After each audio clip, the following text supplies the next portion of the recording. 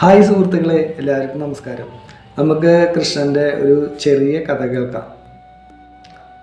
ഒരിക്കൽ ഗോകുലത്തിൽ ഉണ്ണിക്കണ്ണനും ജ്യേഷ്ഠൻ ബലരാമനും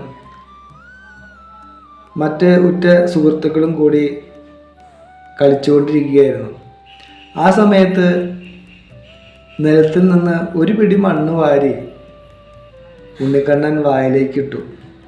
ഇത് കണ്ടു നിന്ന കൂട്ടുകാർ ഓടിച്ചെന്നിട്ട് യശോദമ്മയോട് പറഞ്ഞു, കണ്ണൻ മണ്ണ് തിന്നുന്നേന്ന് വിളിച്ചു പറഞ്ഞു.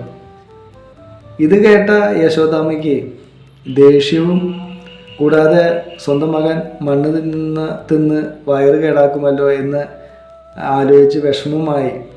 അങ്ങനെ തന്നെ ഓടി മുറ്റത്തേക്ക് ഇറങ്ങി വന്ന് കണ്ണനോട് ചോദിച്ചു, കണ്ണ, നീ മണ്ണ് തിന്നോ? സത്യം പറയണം.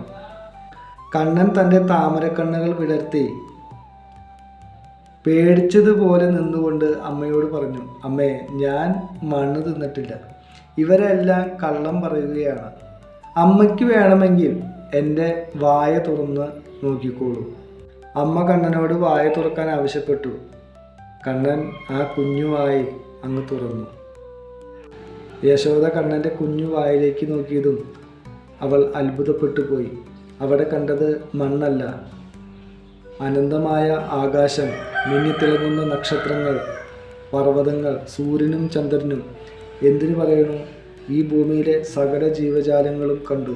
കൂടെ ഗോകുലവും പേടിച്ച് നിൽക്കുന്ന തൻ്റെ രൂപവും യശോദ കാണുകയുണ്ടായി. തൻ്റെ മകൻ സാധാരണ ഒരു കുട്ടിയല്ല, സാക്ഷാൽ മഹാവിഷ്ണുവാണെന്ന് സ്വയം മനസ്സിലായി. ഭക്തിയോടെയും വിസ്മയത്തോടും കൂടി നമ്മുടെ കണ്ണനെ ഒരു നിമിഷം നോക്കി നിന്നുപോയി. തൻ്റെ യഥാർത്ഥ രൂപം കണ്ട് അമ്മ ബോധം കെട്ട് വീഴുമോ എന്ന് ഭയത്താൽ അതെല്ലാം ഒരു മായയാക്കി മറച്ചു. യശോദമ്മയ്ക്ക് ഒരു സ്വപ്നം പോലെ എല്ലാം തോന്നി. പിന്നീട് അമ്മയെ ചേർത്ത് പിടിച്ചു. കണ്ണൻ തൻ്റെ വായടച്ചു. തൊട്ടടുത്ത നിമിഷം ആ പരമാത്മാവിനെ വീണ്ടും തൻ്റെ സ്വന്തം മകനായി കണ്ട് ചേർത്ത് പിടിച്ച് ഒരു ഉമ്മ കൊടുത്തു. ഭഗവാൻ കൃഷ്ണൻ തൻ്റെ ഭക്തർക്ക് മുന്നിൽ സാധാരണ ഒരു കുട്ടിയായി ജീവിക്കുമ്പോഴും അവൻ തന്നെയാണ് ഈ പ്രപഞ്ചത്തിൻ്റെ മുഴുവൻ നാഥൻ എന്ന് ഓർമ്മിപ്പിക്കുന്ന ചെറിയ ഒരു ലീല. അപ്പോൾ ഈ കഥ ഇവിടെ അവസാനിക്കുകയാണ്. കഥ എല്ലാവർക്കും ഇഷ്ടപ്പെട്ടു എന്ന് ഞാൻ വിചാരിക്കുന്നു. അങ്ങനെ ഇഷ്ടപ്പെട്ടുവെങ്കിൽ മറ്റുള്ളവരിലേക്കും ഒന്ന് ഷെയർ ചെയ്ത് എന്നെ ഒന്ന് സപ്പോർട്ട് ചെയ്യണം. അപ്പോൾ വീണ്ടും ഒരു പുതിയ കഥയുമായി ഞാൻ നിങ്ങളുടെ മുന്നിൽ വരുന്നതായിരിക്കും. അപ്പോൾ ഓക്കെ, താങ്ക് യു കൂട്ടുകാരെ. Bye bye.